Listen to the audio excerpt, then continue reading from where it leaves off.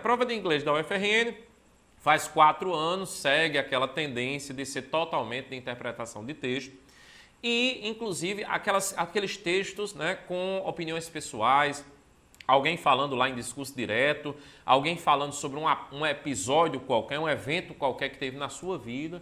Acabou-se aquela prova de inglês que você tinha os grandes temas da humanidade, né? Não estou dizendo que não pode cair, né? Pode ser que apareça floresta amazônica, pode ser que apareça desmatamento, né? Pode ser que apareça aí AIDS, pode ser que apareça gripe do frango, gripe aviária, sei lá. Enfim, pode ser que apareça muita coisa de tema geral, mas o normal nos últimos anos é que mesmo o tema sendo geral, apareça uma opinião pessoal, apareça lá alguém discorrendo, alguém falando sobre uma situação que está vivendo. Então, mais ou menos isso é o que a gente vai tratar hoje. Eu trouxe vários textos para vocês, fragmentos de texto, na verdade, textos pequenos, para você descobrir do que é que eles tratam. Lembre-se, o objetivo não é que você saiba o texto todo, mas o objetivo é que você lembre algumas palavrinhas comigo. As palavras que aparecem nesses textos são realmente importantes. Você não vai encontrar o mesmo texto na prova, mas você vai encontrar o vocabulário, né? As palavras vão ser aquelas que vão estar por lá. Até porque a prova de inglês é uma prova meio básica, né? Aparecem as mesmas frases. Alguém já deve estar reclamando aí do outro lado, né, Fábio? Você chegar aí no ar e dizer a prova é básica, claro, você é professor de inglês, né? Para qualquer professor, a prova parece básica. Mas não é isso não, é que nos últimos anos a Compef tem realmente feito uma prova mais elementar, né? Para não prejudicar tanto aquele pessoal que não fez curso de inglês na vida, aquele pessoal que não estudou, não se dedicou tanto ao inglês, tá certo?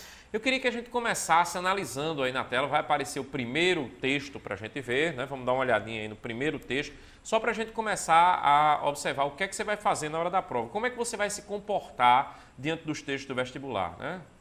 Tivemos um pequeno problema técnico aí, né? Então a gente vai ter que dar uma olhadinha como é que você se comporta diante dos textos de vestibular, o que é que vai aparecer, como é que você vai traduzir os textos na hora da prova, né?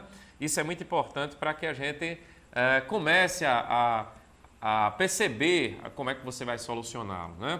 A primeira dica que eu digo a você é que você não se desespere, você não comece a ficar muito aperreado com os textos. Lembre-se que eu falei na outra aula, eu gostaria de repetir agora, a Compef tem primado por não exigir do aluno a tradução completa do texto, ele apenas quer que a Compef quer que você tenha uma visão geral dos textos de vestibular, o que é que pode aparecer, o que é que você entende, o que é que você compreende daquelas questões. É isso que a Compef geralmente está pedindo, tá certo? Então, se você começar o texto e não conseguir traduzi-lo completamente, Fábio, me enrolei no título, né? Raramente você tem uma questão com título na UFRN, então, se você se enrolou com o título, não vá puxar os cabelos na hora, né? Cortar os pulsos, nada disso. Você dá uma relaxada. O título geralmente é uma parte um pouquinho mais complicada, aparecem umas 3 ou 4 frases iniciais que eles colocam um pouco mais rebuscadas, mas você lembra do que eu estou dizendo agora, né? Sempre vai ter uma parte do texto que você consegue traduzir, né? Se você continuar, se você seguir a leitura, vai chegar um ponto que você vai conseguir traduzir uma parte do texto. E traduzindo essa parte do texto, é exatamente onde a Compef vai pedir as questões. Estou dando um de profeta aqui, mas não é isso não, né? A gente está com um probleminha, a gente está resolvendo um problema aqui, a TV União o pessoal da técnica está tentando colocar o texto no ar. E, enquanto isso, eu comento um pouquinho sobre essas dicas, sobre esses detalhes que são fundamentais para você realizar uma boa prova. Então, começou a prova, não conseguiu traduzir tudo, não se aperreie. Sempre vai ter um parágrafo, sempre vai ter algumas frases que você vai conseguir traduzir. E é dessas frases que a UFRN está tirando as questões de vestibular, né? Uma outra dica que eu sempre dou em sala de aula é que você observe as palavras semelhantes com o português. O pessoal chama de palavras cognatas ou de palavras espelho, tanto faz. Sempre na prova de inglês tem um monte de palavra lá parecida com o português. Então você tem que se aproveitar dessa semelhança. Essa semelhança é fundamental para que você amplie sua capacidade de tradução, né?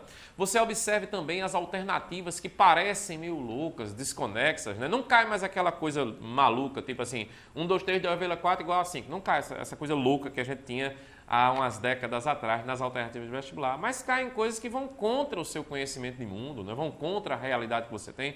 Comentei aqui na última aula da gente, o último vestibular caiu uma alternativa na prova de inglês que dizia que a construção de plataformas de petróleo era garantia de desenvolvimento econômico. Quer dizer, quanto mais plataformas de petróleo um país conseguisse construir, ele terminaria sendo um país desenvolvido. Quer dizer, uma coisa meio que vai contra aquilo que você entende do que é economia, do que é país desenvolvido.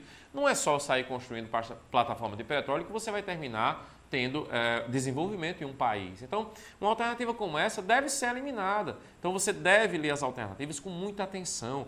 O pessoal geralmente desembesta lendo a alternativa, lê o texto bem devagarinho, porque as frases estão em inglês, então a pessoa vai bem devagarinho, geralmente palavra por palavra. Aí, de repente, chega nas questões que estão em português e desembesta. Né? Porque... Não. Leia as questões com a maior atenção do mundo, tendo também o cuidado em observar aquelas frases que você acha que estão meio loucas, que estão contra o seu conhecimento de mundo, conhecimento que você tem em relação ao tema. Isso aí é importantíssimo na hora da prova, né? Você ter essa consciência de que as alternativas também podem ajudar. As alternativas podem ajudar você até a resolver uma questão. Você lê as alternativas primeiro, e vai depois para o texto. Você já vai para o texto com uma base, com um tema lá, o que é que está sendo usado, qual é o tema proposto, o que é que está sendo perguntado, né? Se houver uma referência, Fábio, o que é que você chama de referência? A que se refere o número 20? Então, na hora que você for ler o texto, você vai dar uma olhada com mais atenção quando aparecer o número 20, a que se refere o ano de 1996 no texto. Você está lendo o texto, quando aparecer 1996, você vai dar uma atenção especial. Então, se você lembrar, claro que a gente fica bastante ansioso, né? Quando pega a prova do vestibular, tem aquela história de não virar, o fiscal entrega, não vira, você já fica ali, a mão tremendo, então você quer virar aquilo para ver o texto rápido, mas se você conseguir ter essa paciência, quando você virar a prova, dê uma olhada primeiro nas questões. Antes de ir para o texto, você vai para as questões, porque as questões estão em português. Aquele boato que esse ano ia aparecer uma questão em inglês é puro boato, viu, pessoal? Não vai aparecer questão nenhuma em inglês. Todas as alternativas da prova 2010 estão em português, as 4 alternativas em português. Então não vai ter nada disso em inglês. Então você, lendo as alternativas em português, você já tem uma chance muito maior lá de conseguir enfrentar, de conseguir entender o que é que vai aparecer. Perca um tempinho se o texto tiver figura, gravura, imagem, né? Uma gravura, uma figura, uma imagem, ela pode ajudar demais você numa tradução de texto, né? Claro que a gente não pode deixar de comentar as exceções, né? Quem é meu aluno aí já deve estar assim, mas teve um ano que teve uma exceção. Foi. No vestibular de 2006 da UFRN apareceu lá um passarinho. Era a foto de um passarinho com um celular no ouvido, assim, um passarinho como se estivesse falando no celular. Então, quando a pessoa via essa foto, pensava, não, vai falar sobre o avanço das telecomunicações no mundo, vai falar sobre que hoje todo mundo tem um celular, até um passarinho tem um celular, né? Tive um aluno que disse, Fábio, eu achei que ia falar sobre esse passarinho seria um passarinho de circo, que sabia atender celular ou fazer chamadas para um número de emergência, o 911 ou 190 aqui no Brasil, né? Enfim, o cara olhava para a gravura e achava que o texto ia falar sobre isso. O texto falava sobre os parques da Inglaterra. Os pássaros nos parques da Inglaterra estavam imitando sons de celulares. De tanto o pessoal usar celular nos parques, né, o passarinho ficava imitando. Ao invés de cantar piu-piu, ele estava cantando imitando o som do celular, né? Esse era o texto. Então, terrível. Se fosse aqui no Brasil, o passarinho ia estar cantando aquela música do Acobrar, né? Que aqui todo mundo é liso, né? As ligações são a cobrar. Mas o texto era sobre isso. Então, você que foi meu aluno, que viu esse texto, disse, Fábio, peraí, você vive dizendo para a gente olhar a gravura, olhar a figura, olhar a imagem que vai ajudar. Uma gravura dessa terminou prejudicando. Eu concordo, mas lembre-se, isso foi uma exceção.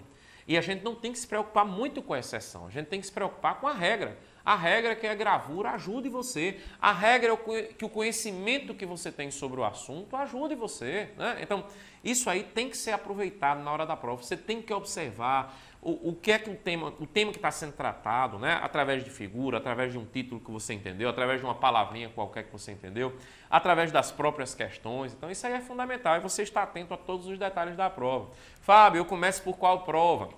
Isso é indiferente, né? A maioria dos professores diz que você deve começar pelas matérias que você tem mais dificuldade, porque você chegaria nas matérias que você acha mais fácil com a cabeça mais pesada, né? Então, se fosse o inverso, você terminaria se dando mal. Mas isso é questão de opinião. Cada um tem a sua, tá certo? Eu, quando fiz vestibulares, eu comecei geralmente pelas provas que eu gostava mais, certo? Gostava de escrever, pegava logo a redação, ia logo escrevendo a redação, para me livrar da redação, né? E depois ia para inglês. Isso aí é uma questão de opinião. Você já deve ter um roteiro aí traçado, já deve saber mais ou menos o que é que vai fazer na hora da prova. Não importa. Mas se você observar esses detalhes, ó, comece lendo as alternativas, né? Veja qual é o tema que está sendo tratado através das alternativas, veja o que é que o elaborador está perguntando, que aí você vai ser direcionado no texto, vai logo olhar o texto lá direto, tá certo? Observe as palavras parecidas com o português, observe aquelas alternativas que não dizem coisa com coisa em relação ao seu conhecimento de mundo. Isso é fundamental para você fazer uma boa prova, não tem como. Agora, eu estou falando aqui para o aluno que sabe pouco inglês ou que tem um conhecimento médio de inglês. Ora, se você fez curso de inglês desde pequenininho, se você viajou para o exterior, passou um ano fora, aquele texto para você é uma bobagem, você tira de cabo a rabo, você lê praticamente todo. Mas um aluno que estudou normalmente em colégio, sofreu ali, era um dicionário o tempo todo traduzindo o texto, esse aluno tem que usar dessas dicas na hora da prova para poder ter uma chance de interpretar o texto, que é isso que a universidade quer, né? Então, muita gente se espanta quando eu falo assim, Fábio, mas aí é irracional a concorrência, o pessoal que morou fora, o pessoal que fez curso de inglês. Isso é verdade, mas muitas vezes o aluno se supera.